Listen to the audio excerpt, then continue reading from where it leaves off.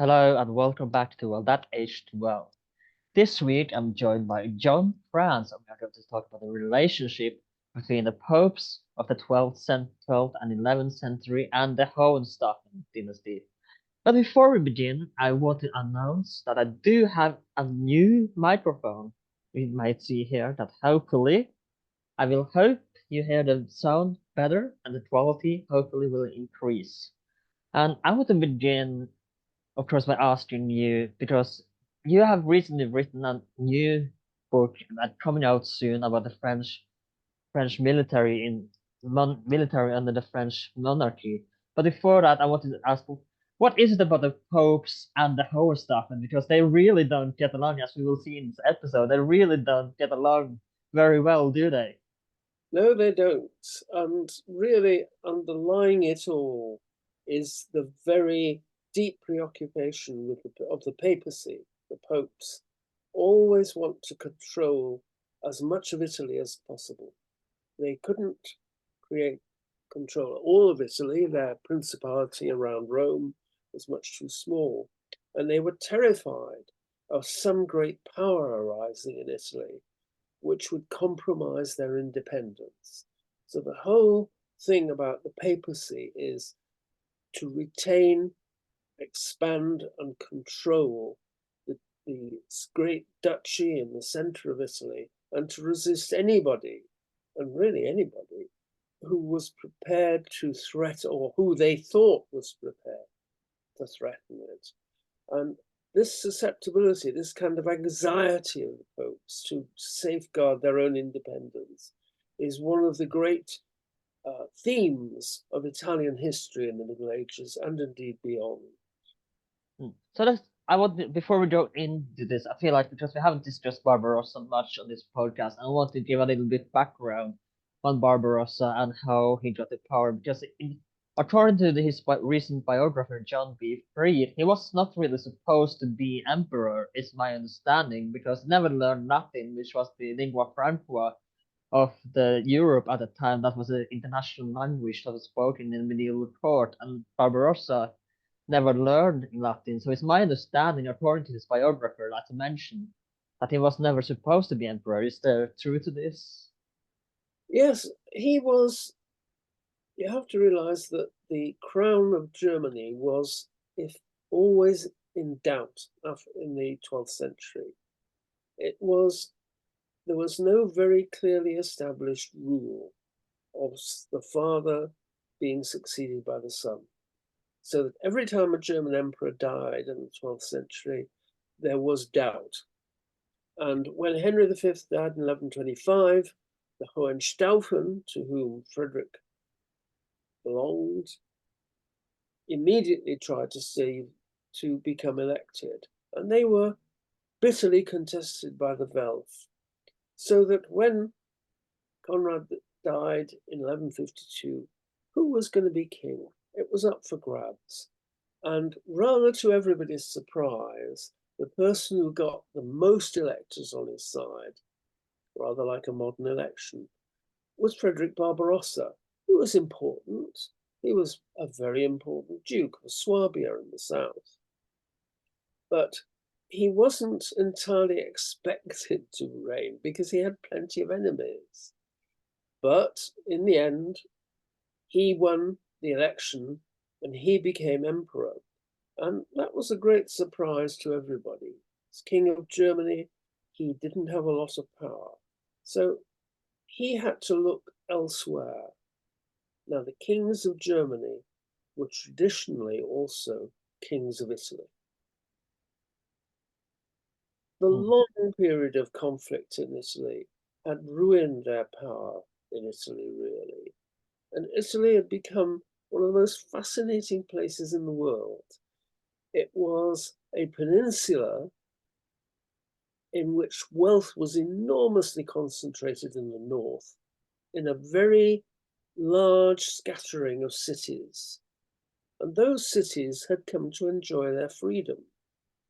They looked at the idea of the German Emperor Frederick coming to rule them with a good deal of not necessarily hostility, but with concern. And the Pope, in turn, was very worried. Frederick needed wealth.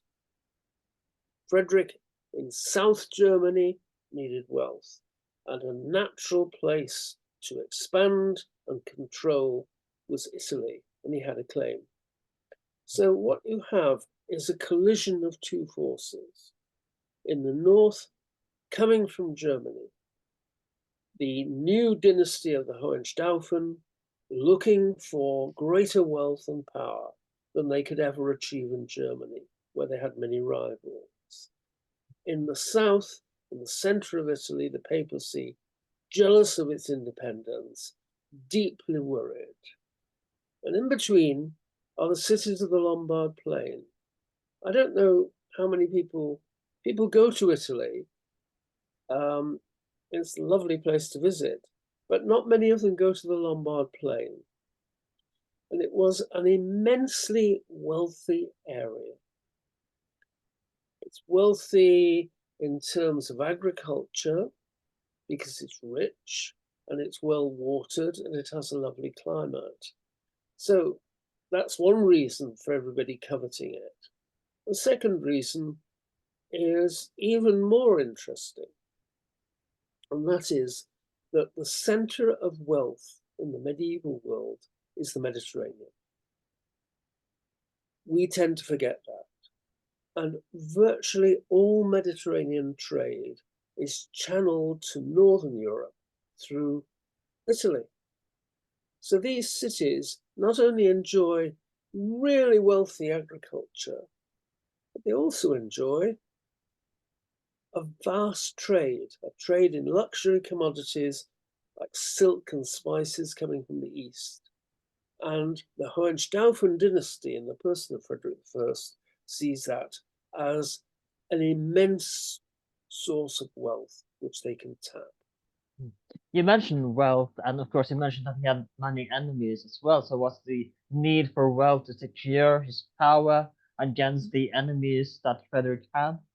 Yes, Frederick had lots of enemies. Above all, the Dukes of Saxony, who belonged to the Welf family. And they were bitter enemies. Henry the Lion was a bitter enemy of Frederick. I'm sorry to interrupt you again, but it's my understanding that they were kind of close for a while. The Henry Lion and Barbarossa, they were close early on, but the relationship, as most of the teams, that it deteriorated as well. They had been allies of the Hohenstaufen, as most people had, but allies and enemies amongst the high aristocracy of Germany. One change.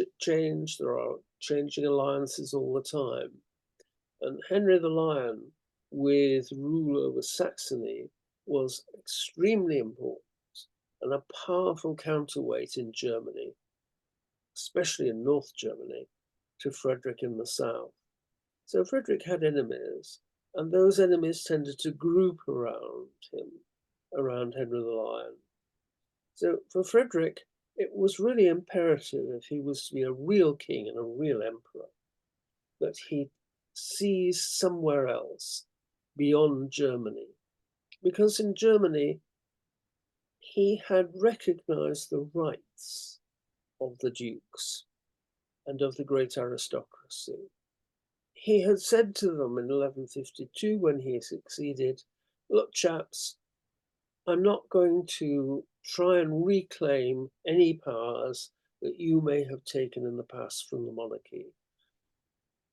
I'm going to recognize your rights. I'm going to work with you.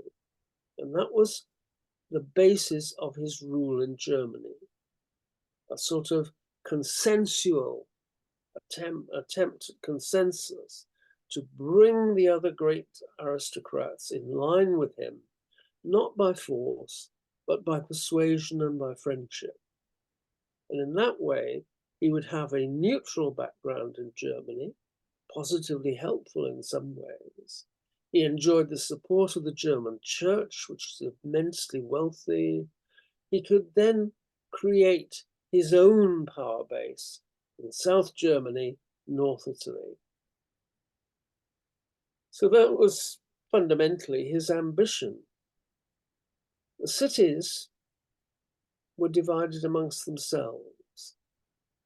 Every city had a contado, a plain around it from which it lived, or from which it drew its food. And every city suspected its neighbors, not unreasonably, of trying to trespass on their contado. The big cities like Milan wanted to absorb the small cities. So Frederick intervened in what was essentially an Italian war. Mm. It was a kind of Italian civil war of cities against cities, and his aim was to intervene and thus dominate. The papacy threw its weight behind cities which did not agree with imperial rule. Mm. So Italy becomes dominated by this conflict. And out of this comes the great struggle with the papacy.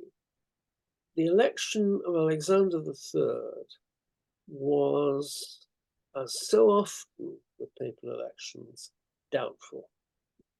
It was not a clear-cut election. Not everybody went along with it. The rules for electing were not all that clear. So Frederick set up an anti-pope who he claimed was the correct pope, who would support him and thereby influence the church in Germany, which was vital, and indeed public opinion across Europe in his favor. I want to discuss a little bit about the relationship with anti-pope and pope, because how did an anti-pope work exactly, and how much power compared to the original pope, if you will, how did the anti-pope have, and how many took the anti-pope seriously versus that they really supported Alexander III versus Calixtus the I don't remember the number, but we do believe it took the name of Calixtus. But how? Let's talk about that power that the anti-pope had and support from, because obviously you needed international support if you were pope and need power. So how much power did the anti-pope have, and how were the relationship between anti-pope and Rome, and how were Significant of the anti-pope for Frederick was that the anti-pope could be recognized all over Germany, because Frederick, had enormous power in Germany. But the trouble was that this added an ideological struggle to what was essentially, up to then, a territorial struggle. Because many in the German church, and indeed outside the German church, felt that the papacy should not be a plaything of kings and emperors and their politics. And they in turn influenced other people, particularly in Germany. Outside Germany, probably everybody opted for the original Roman Pope, ultimately Alexander. But in Germany itself, there was a strong support, very strong support for the Hohenstaufen, for the anti-pope, and that persisted, but it also aroused hostility. So what you have are two quarrels, if you like. In the first place, there's a territorial quarrel, the empire seeking a dominion which impinged on the territory of the Pope. And in the second place, there is an ideological struggle between the power of a secular king and the power of the spiritual ruler of Christendom, who is the Pope. So the anti-Pope is a threat, but he's a threat with enemies of his own, because of course his enemies in Germany are precisely the enemies of Frederick I. What a worry among Alexander III that maybe the anti-pope would come and take over his throne in Rome as well. And he must have remembered, I mean, everybody would have remembered that in the 11th century, nearly 100 years earlier, the Emperor Henry IV had actually besieged and seized Rome and sacked it and placed his own candidate on the throne. And that was a very uncomfortable precedent. But the papacy had its allies, the Kingdom of the Normans in the south, a lot of opinion in Europe, but above all their allies were the cities of Lombardy. And their resistance, or the resistance of some of them, not all of them, to Frederick Barbarossa. And they're the great barrier to papal dominion in Italy. The papacy stands for a divided Italy, and it will continue to do so right through to the 19th century. It's quite remarkable consistency. So the conflict between Frederick and the Pope is both territorial and personal in a sense, and ideological.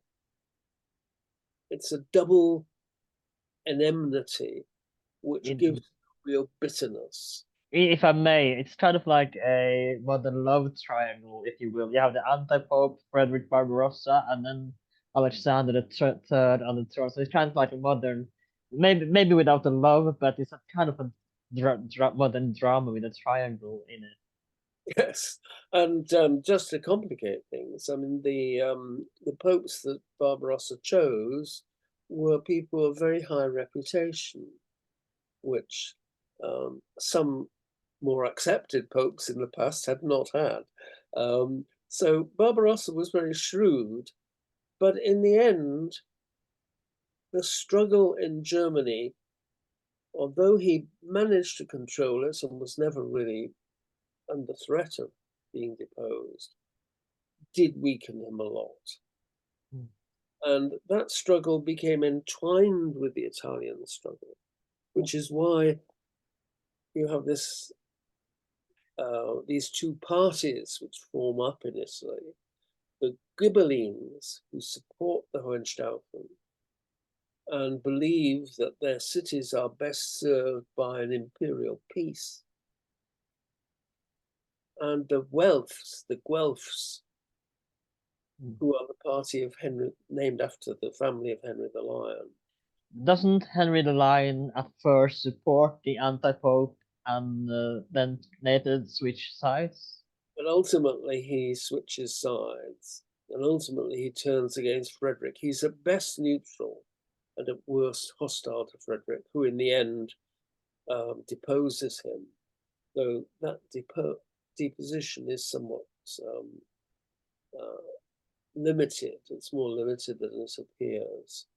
But the struggle in Germany and the struggle in Italy and the struggle against the papacy, it's a very complex situation, especially as in the cities, there's great rivalries in the cities, factional struggles.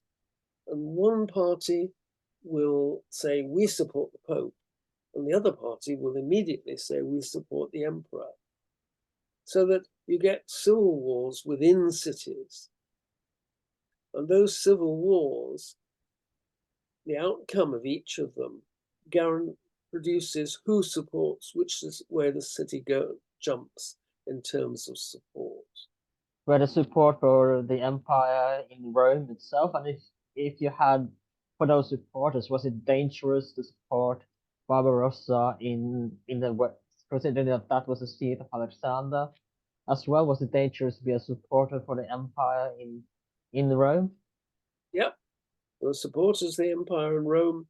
There is always this struggle within cities and within virtually all the principalities of Italy as well, over which way to jump, who to support. And it mattered a great deal to them, or they thought it did. And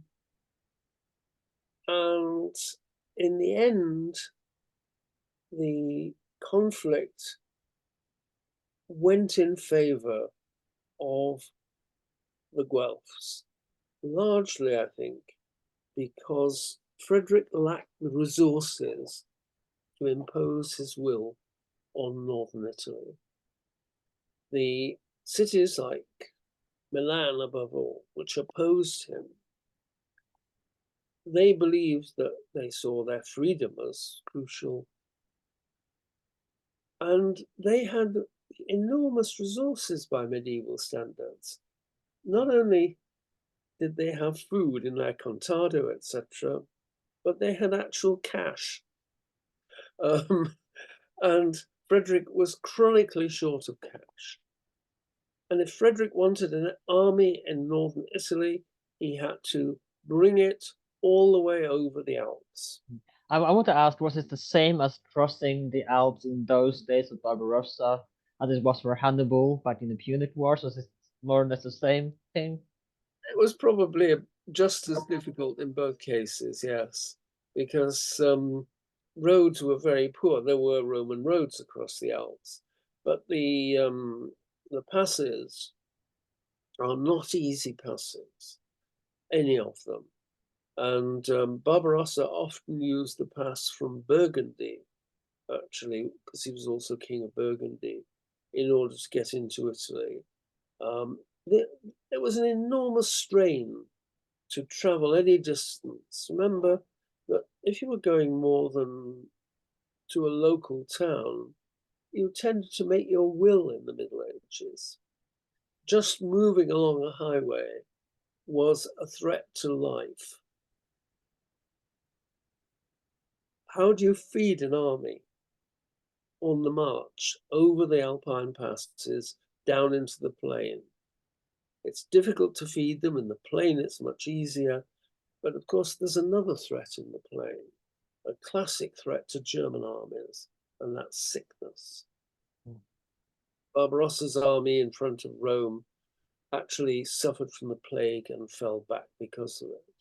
So he's struggling at a distance to control people who are very bitterly opposed to him and well supported by the church, which has its own wealth. So Barbarossa never really succeeds in wholly dominating the plain of the Po. There are just too many enemies and they're just too wealthy. Now, I believe that eventually Alexander III, he excommunicated Frederick, and I want to ask as well, how powerful, but because in later 18th and 19th century, it's kind of a joke being excommunicated, but back in those days, it was taken very seriously. So how powerful was the tool of excommunication, and how seriously with Frederick's anti-pope on the throne? How seriously did Frederick take the excommunication of Alexander III? Well, of course, he would argue that it wasn't an excommunication, that the so-called Pope Alexander had no power because he was not a legitimate pope. But nonetheless, that had to be taken very seriously, and it certainly was taken seriously elsewhere in Europe, where there was considerable concern. In England, Henry II, by and large, backed the papacy, but in the 1170s, early 1170s, there are signs that he was thinking that he might back the anti-pope, to use him against Thomas à Becket and the squabble in England. So there were all sorts of things which could influence people. Excommunication of one pope by the other, well, they both excommunicated one another. But local factors could swing European opinion. And the signs are that Henry II of England, Henry Longshanks, was quite leaning towards the imperialist party at one stage. It's an indication of just how precariously the parties are balanced at various times. I want to talk a little bit more about the anti-pope under Barbarossa Calixtus. Sorry, I do forget the number because he called himself Calixtus III. And when he issued the decree, was he basically a puppet of Barbarossa? Did he feel like he had some power of his own as well? That felt like I am the real pope, unless unlike the one in Rome? how when they issued decrees, how seriously were the decrees issued by Calixtus III taken by, of course, with this justice in Germany, they were taken quite seriously. But like we said, and as well elsewhere, how like France, for example, where, or like we talked about England, how were the decrees issued by Calixtus III viewed in outside of just Germany, and how were they followed by anyone else outside of Germany? They would be taken seriously by people who inclined to a Barbarossa's party, but otherwise not. There's very little indication that there was a serious acceptance of the anti-pope. Europe, by and large, stood by Alexander. A bit reluctantly at times, but nonetheless they stood there. And the importance of the anti-pope is always to enlist the German church, but even that is imperfect. So Barbarossa always faces this ideological conflict within Germany, which does erode his power. There's no doubt about it. Many of the German princes and German population felt unhappy at various times, and they could mobilize their feelings through people like Henry the Lion, who was prepared for quite different reasons to intervene against Frederick. So when, of course, I want to talk as well because you know that Barbarossa did go and eventually drown on on the way to the Third Crusade. But being excommunicated, how does it manage to raise? This is because we discussed that it was taken quite seriously, excommunication in those days. But how does the under excommunication manage to raise, sorry, an army of 200,000 soldiers, or I don't remember the exact number, but I believe the numbers say something along the line of 200,000 soldiers that will follow an excommunicated emperor that was excommunicated by the Pope. So how does it get to gather so many soldiers to go and crusade with him, to follow him, considering that he was excommunicated? Well, Barbarossa came to terms after his defeat at Legnano, the Battle of Legnano in 1176. Frederick I Barbarossa comes to terms with the Pope. And one of the terms is he is relieved from the burden of excommunication. And at that point, he kind of ceases to be active in Italy. And in his later years, he doesn't intervene there very much. And then in 1187, the Latin kingdom of Jerusalem is destroyed by Saladin at the Battle of Hattin.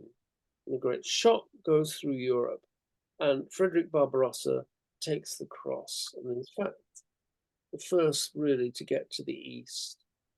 And of course, everybody accepted and praised him. The papacy, not least, because in Frederick's decision to take the cross, we see the papacy sees an acceptance of papal leadership in Europe. So Barbarossa is not an excommunicate. When he goes on crusade, he has a formidable army, though much smaller than is often guessed. The best estimate Graham Loud has produced is around 15,000.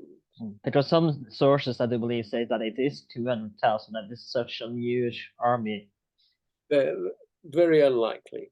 But it was, I believe, some people say that it was the biggest army of the time that he managed to gather. It was a very big army by contemporary standards. I mean, by 12th century standards, getting together an army of 15 to 20,000 was an enormous task. And that's roughly the size, we're always guessing about numbers, of Barbarossa's crusading force. It was highly disciplined. It was made up. See, Barbarossa had been on the Second Crusade before he became king. He was a crusader in 1148. He realized that the Second Crusade had failed because it was indisciplined and had too many non-combatants. So when he raised his crusade, he actually prohibited poor people from joining unless they could show that they had the money to pay their way all the way to Jerusalem. And the result was he created an army which had a very large cavalry element. The nobles, in fact, of Germany went with him, and a relatively small infantry element, though it was still a majority of the people who went. And it was a very tightly organized army. And Barbarossa's army actually was quite remarkable. It fought the Byzantines in the Balkans. It damaged very severely the Turks in Anatolia, and it fell apart because of plague. It was plague that killed it off, really, more than anything else. So it's not a legend that Barbarossa drowned and then everyone's suddenly that nah, I don't think we're gonna go on. Let's just go home. That's not the case. Well, no, it's quite clear that he drowned in one way or another in the Yeah. rivers. But But the legend that the army disintegrated just because he drowned, that's not true. But the army, which had fought its way across Anatolia, was still very powerful. But as it got into southern Anatolia, Cilicia, the land of the Armenians, it became afflicted with plague. And plague destroyed it, as it did destroy many armies in the Middle Ages. But the legend of what happened to Barbarossa grew up much later, of course. The idea that he sleeps under a mountain in South Germany and will one day rise again to liberate Germany, one of the Nazi myths, incidentally. That's a rather later idea.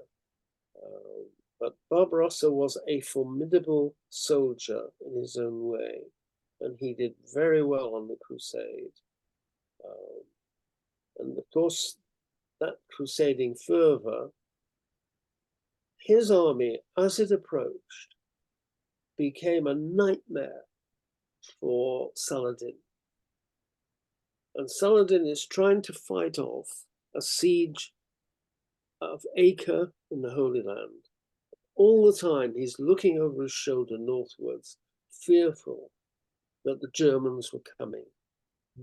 And when Barbarossa died and his army dissolved under the impact of the plague, the sigh of relief that the Muslim sources give, that God has deprived the Christians of this great leader. Large sections of Saladin's army had gone north to contest the German approach. He was deeply worried by it. It had a very profound effect on the whole of the Third Crusade. And Barbarossa deserves credit for that. It was quite remarkable. So I want to ask, and I know historians hate what if questions, but let's say, what if the army and Barbarossa made it to the Holy Land? How different would a third crusade have been had it not drowned in the river and the army made it to Jerusalem? Well, it could have been very different because the German army was very disciplined and it had a very high element of very well armed and equipped cavalry. And the impact of a force from the north, the Germans, and the army which was attempting to besiege Acre in the Holy Land would have been a nightmare for Saladin, particularly as many of the emirs of the north, a sort of circle around Aleppo, were not very good friends of his, and they could see the opportunity, to break away. All that would have shaken Saladin's empire, and who knows, he might have come to terms. You have to remember that both sides in the Third Crusade were actively negotiating. They were actively negotiating, and the Crusaders were hoping that they could actually negotiate the freedom of Jerusalem. Well, perhaps with a German army coming down, they would have been able to. Who knows? I mean, it's speculation purely. But in terms of the impact upon the political and military situation of the Third Crusade, Barbarossa, although he never made it to the Holy Land, did have a very considerable influence. Now, I want to skip a few generations because the next emperor, the next Hohenstaufen emperor as well, famously don't get along with the Pope either. And that is, of course, Frederick II. But before we jump into the Pope's relationship with Frederick, I want to understand because he is such one of my personal favorite Hohenstaufen emperors. And let's talk a little bit about the background of Frederick because he grew up in Sicily. And let's talk about this impact of Sicily because, as we know, it was a Muslim part of the Caliphate until of the Fatimid Caliphate until the Norman conquest, and it would be ruled by the Normans. And it wasn't that long that they had been under Norman rule, so it was still very diverse diverse part with Arabs and Christians and Jews going along, maybe not going along all the time, but there were a mix of races, Normans, Arabs, and Jews in Sicily. So let's talk about how the impact of growing up with this diversity of Frederick II in Sicily, and let's talk about how this would impact him later. But of course, when we talk about his own crusade to the Holy Land, and let's talk about which we will talk about later. But let's talk about Frederick's upbringing in Sicily. Right. Sicily had been acquired, conquered by Norman adventurers in the 11th century. Essentially, they'd married into the local nobility and then taken them over. So that Sicily, south of the river Garigliano, which is about 100 miles south of Rome, came under the sway of these northern Europeans. Southern Italy and Sicily, the kingdom of the two Sicilies, as it later became. That kingdom was, it occupied a space claimed by the Byzantine Empire in Constantinople, that is Istanbul, claimed by the Western Empire, and in a certain sense, claimed to be a subordinate kingdom of the papacy. So this is a very sensitive area. The Normans brought with them a Northern European heritage, but they also inherited a large Greek population, very large Greek population. And even nowadays, there are churches which retain that Greek tradition in the south. In Sicily, particularly, there was a substantial Muslim settlement because Sicily, down to the Norman conquest, was Muslim. It wasn't necessarily a majority of the population even then, but it was substantial. Of course, they drifted away from Islam under Christian influence in the course of the 11th and 12th centuries. It's a fascinating place because the Norman kings of Sicily created a kind of composite civilization, Islamic, Greek, Latin, a civilization of the north of Europe, of Islam, and of the Greek East. It's a fascinating place, and their architecture is splendid. And anybody who goes to Sicily can see it in their churches and their grand survivals. This kingdom effectively came to a staggering halt in the 1190s because of the failure of the line of its kings. Frederick Barbarossa was succeeded by his son Henry VI, who had a rather short life.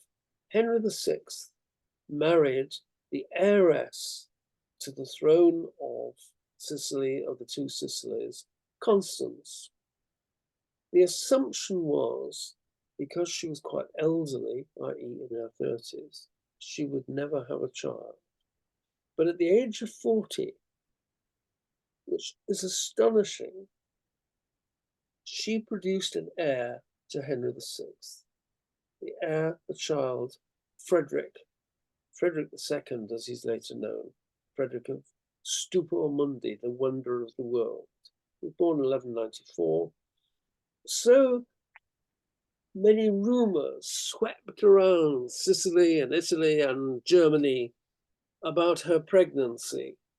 There was such doubt that when she went south to have the child in Italy, she was followed by a huge suite of diplomats and important people. And when she went into labor, they all crammed into the same room to watch the child being born. And No pressure there. lo and behold, the child of Henry VI is Frederick II. Now, Henry VI almost very promptly dies. He became ill. He died of an illness. So there is an immediate conflict in Germany. And there's an immediate conflict in the two Sicilies as to who should be the king there. It's a very sharp conflict. And the papacy emerges as a key factor.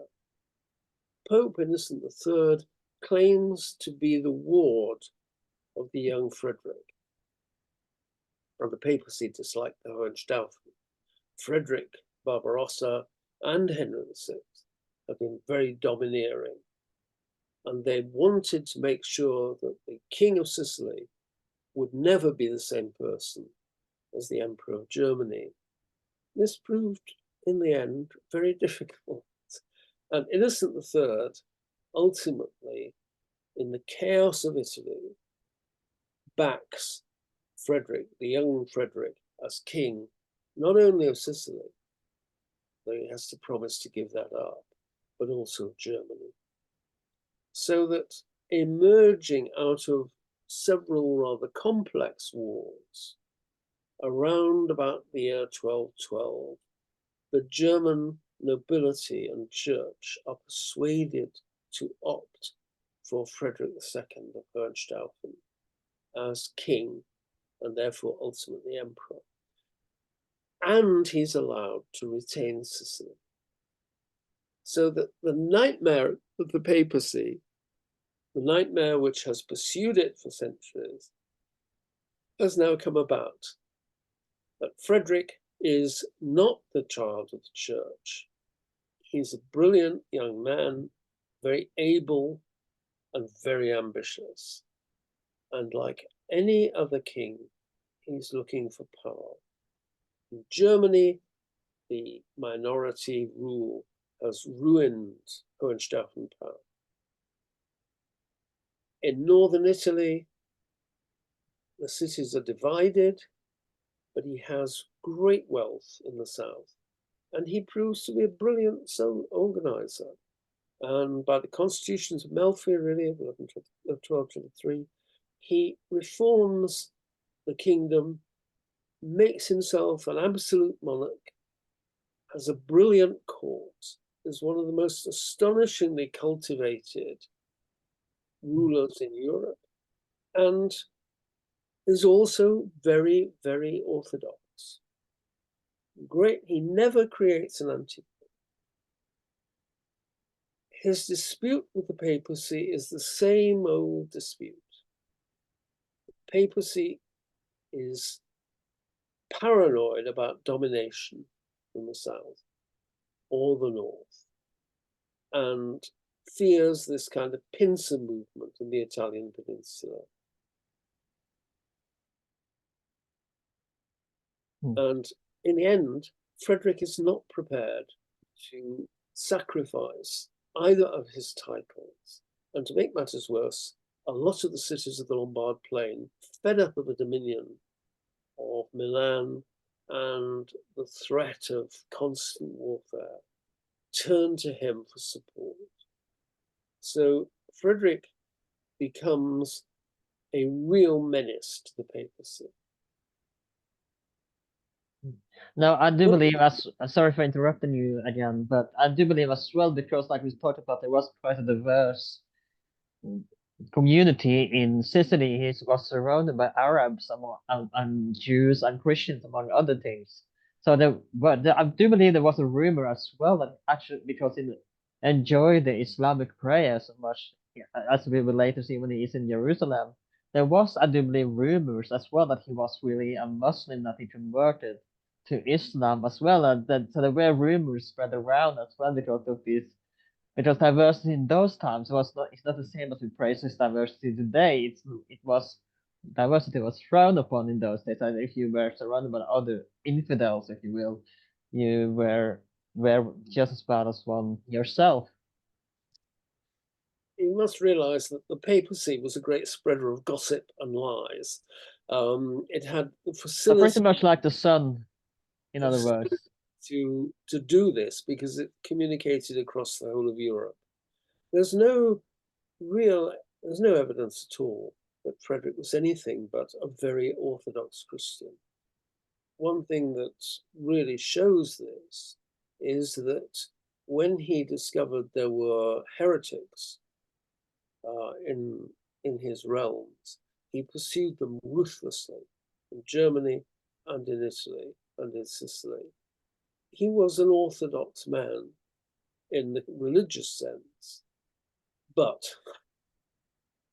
in a cultural sense, he was perfectly prepared to get on with Muslims. He had a friendship with the Sultan of Egypt, for example.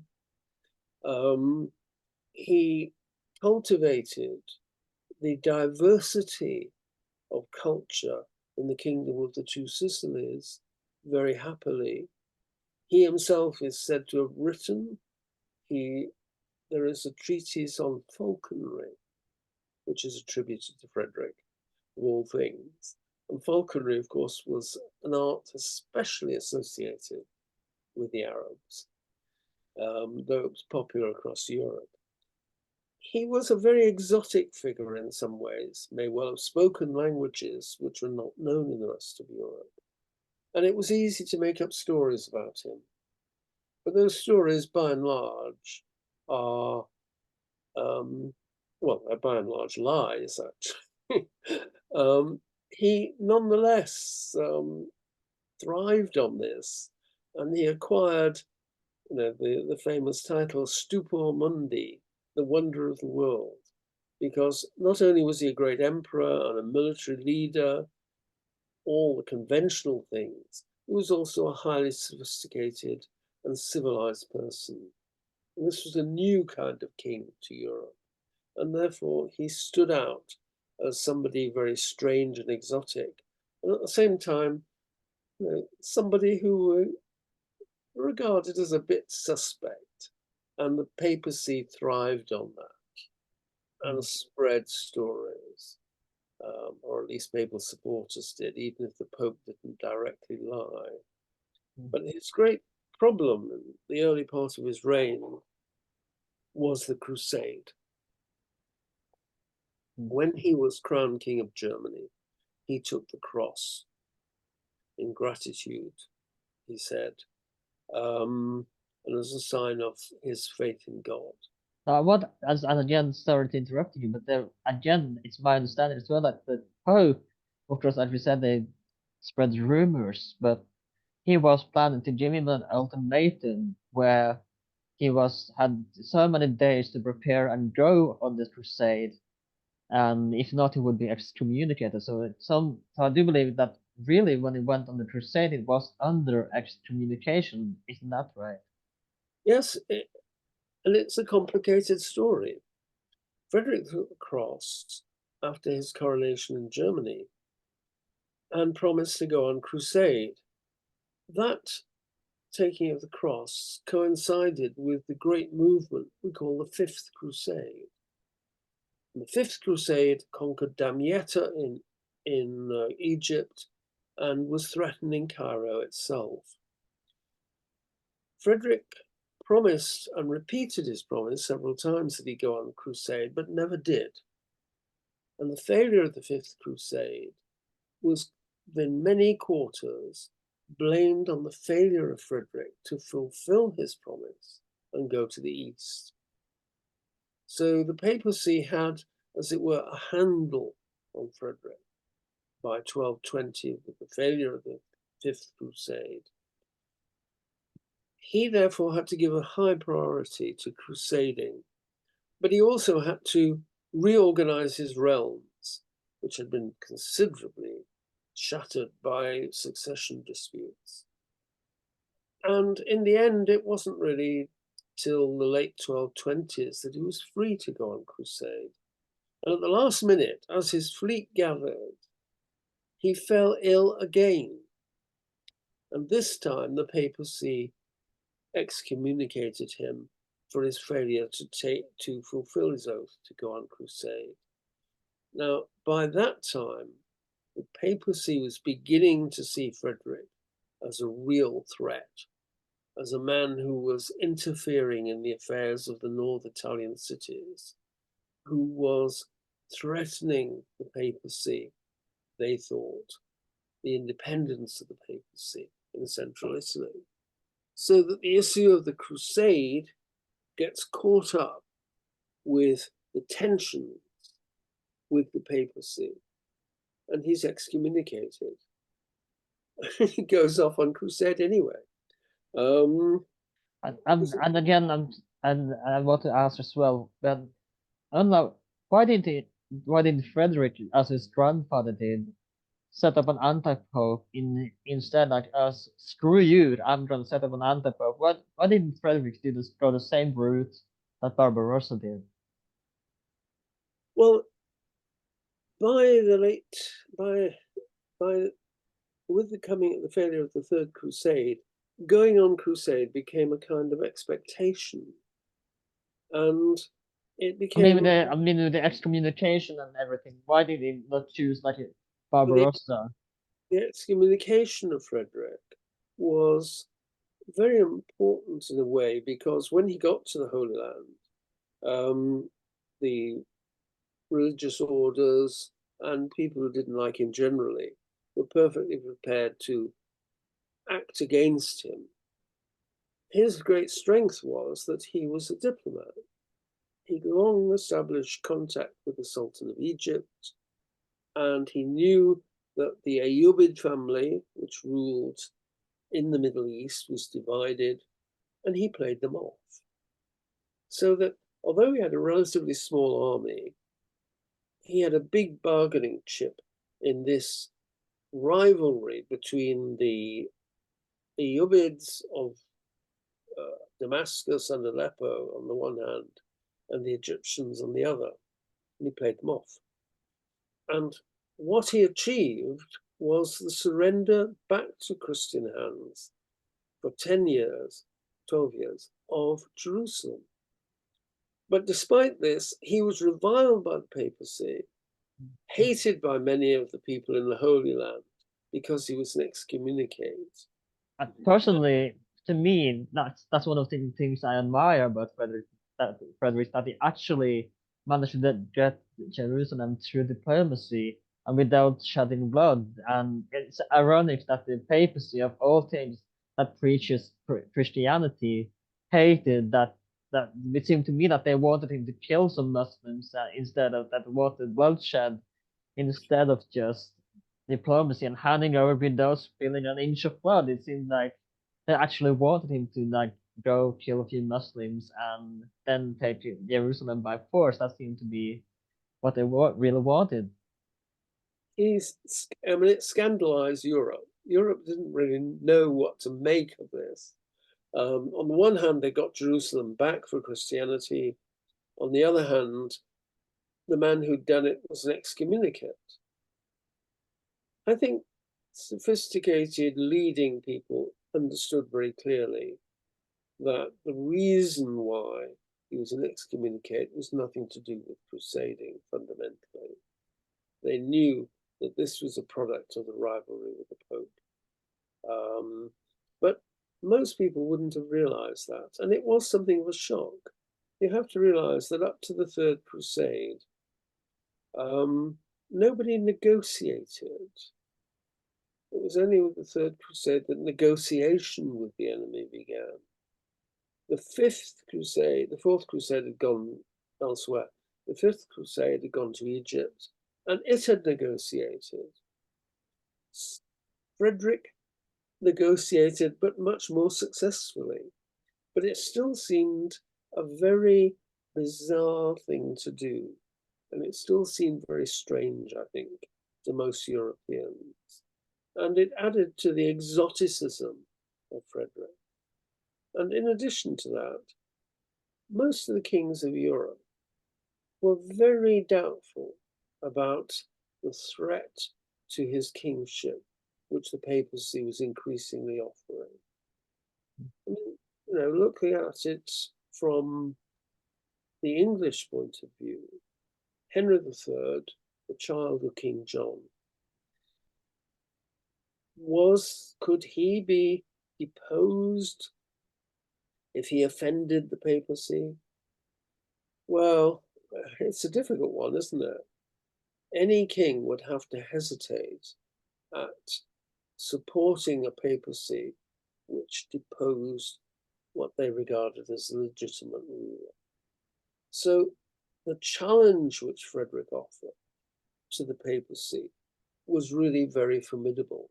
In fact, he doesn't seem to have had any intention of conquering Rome. I'm sure he could have done it, but he doesn't seem to have had any intention that way. But what he was trying to do was effectively to unify Italy around the papacy. And that was his great offense. It was an offense in the face of the papacy. And of course, it had an enormous effect on northern Italy, where opinion in the cities divided between Frederick and the papacy. And the conflict of Guelph and Ghibelline, as it's called, became ever more violent, resulting in a sort of permanent war, which went on really till the 14th century. So Frederick is an extraordinary figure, a very powerful figure, and he has an immense influence on history in the 13th century. So, in the aftermath of Frederick, how was it viewed by later medieval historians, and how will, with the excommunication and with the, of course, famous story that he wanted to hear the Friday prayer when he entered Jerusalem and it was cut off because they felt in respect to him, and all these things that he had almost had the tolerance of other religion, and how was this viewed by chroniclers and of his time after his death, and how was the legacy of Frederick in his time in the 12th and 13th, 14th century viewed by chroniclers and historians of the day? Most historians of the 13th century were very profoundly hostile to Frederick. Matthew Paris in England, for example, although he clearly understood all the issues, he's a very intelligent, very well-informed person. Nonetheless, in the end, it was the papacy that mattered. The papacy in the 13th century has, in a certain sense, achieved what had been struggling for nearly 200 years. And that was a clear recognition of its absolute supremacy, not day-to-day power, but ultimate supremacy over Europe, that it was, in a sense, the leader of the European Latin Catholic world. And that was accepted by the 13th century. And in many ways, Frederick was struggling against the current of contemporary thought. There were lots of people who didn't like what was happening to the papacy. But nonetheless, it's very difficult to see the 13th century except as the century of the popes. They are so dominant in European history in the 13th century, and Frederick stands against them at his peril. And in the end, they managed to recruit enough people, really, to prevent him achieving his goals. And of course, afterwards, the papacy pursues the Hohenstaufen, that generation of vipers, they call them, that generation of vipers, by destroying all Frederick's heirs and killing them. So what would you say the rehabilitation, if you will, of Frederick began that, hey, maybe he actually was quite a decent emperor and he wasn't this villainous and heretic as the hostile sources say he was, that he actually seemed to be kind of ahead of his time, in a way. In my view, he kind of was ahead of his time. So when did if you will, for lack of better words, rehabilitation of Frederick II begin? Well, really, by the early 14th century, the papacy had got itself into a great deal of disrepute. And as the 14th century went on, its malignancy and its problems become very, very clear. The movement from Rome to Avignon, the great division between Avignon and Rome with two popes for 100 years, all that tends to make people look at Frederick rather differently. And the real rebirth of Frederick's reputation, of course, is modern, because to modern liberal European thinking, he seems a gifted and able ruler who, stands out. I think we tend to exaggerate him a bit. He was very different from other kings, but here is an orthodox ruler who persecutes heretics as much as, say, St. Louis of France. He didn't step outside the boundaries of his age, very few men do. But what he did show was that the European tradition of monarchy was flexible and could create a different kind of state from the clerical states of Northern Europe, which was a remarkable achievement, really. I've always been a great admirer of Frederick, not least because of the beauties that he left behind in southern Italy, which are remarkable. But he was, in the end, we shouldn't deceive ourselves, he was a medieval king with medieval priorities, and that included Orthodox Christianity. When the Habsburgs took over after the Hohenstaufen dynasty, and when the Hohenstaufen were extinguished, they would hold the throne pretty much until Napoleon came and ended the whole Roman Empire. How did the early Habsburg relationship with after the extinction of the Hohenstaufen? Was it immediately like repaired in a sense with the empire and papacy? What was the relation? Was it a little bit sour? Were the skepticism in the papacy that maybe they would be just like the Hohenstaufen, or what was the relationship like when the Habsburg began to take the throne of the empire? It was a very strained relationship. The empire and the papacy continued to quarrel, but by the 14th century, the empire, in the sense of Germany, Italy, was visibly failing in power.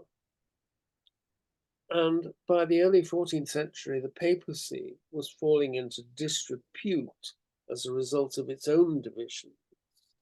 So that the quarrels and the excommunications and all the rest of it, of German emperors, goes on essentially as a local dispute. It's no longer the focus of Europe. The focus of Europe has changed.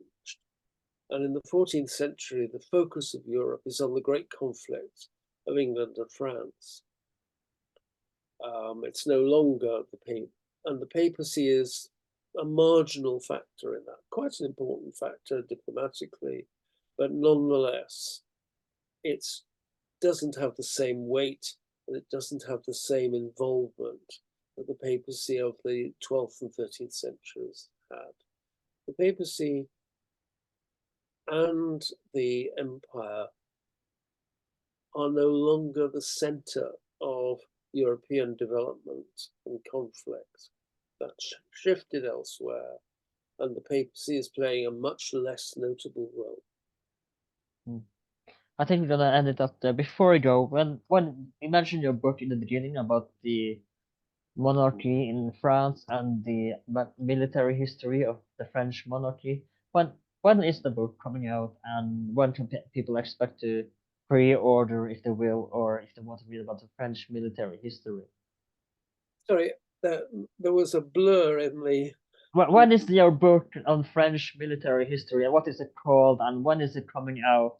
That so or people can pre-order it or order it online or in the bookshops if they want to read about French military history. It's a history of it's a military history of the French monarchy from 885 to 1305, and it's an attempt to look at the way in which French military achievement, which by the end of the 13th century is enormous, how was this military ascendancy of the French monarchy achieved? Was it the result of the strength of the French monarchy or the weakness of others? And how was it that the French monarchy created this idea of great military strength? And how did it use that military strength, and how did it project it? And one of the great problems I faced is how to define what's France, because Franc E, the Latin term, does not mean French really in origin. But it's an attempt to explore the growth of French military power. By 1300, France was the single most important military army, single most important army in the whole of Europe. And yet, at the beginning of that period, about 900, France barely existed. So it's an exploration of that phase of French monarchical development and its military aspects. Because if you're a great king, if you're a king, you've got to win. Mm. Put very crudely, you really have got to win. And the French monarchy managed it. Thank you so much for coming in. It's been a great pleasure to have you to discuss this topic today. This has been About That Aged Well. We are available on social media under About That Aged Well on Twitter/X and Instagram under About That Aged Well. We are available on Spotify, YouTube, Apple Podcasts, wherever you can find podcasts these days. If you're on Spotify, please rate us 5 stars if you like this episode, and also check out some other episodes. If you're on Apple Podcasts, please leave a review on the podcast, and I will try to read it out on the podcast at the beginning or the end of an episode if I see the review. If you're on YouTube, like, share, and subscribe for more stuff like this.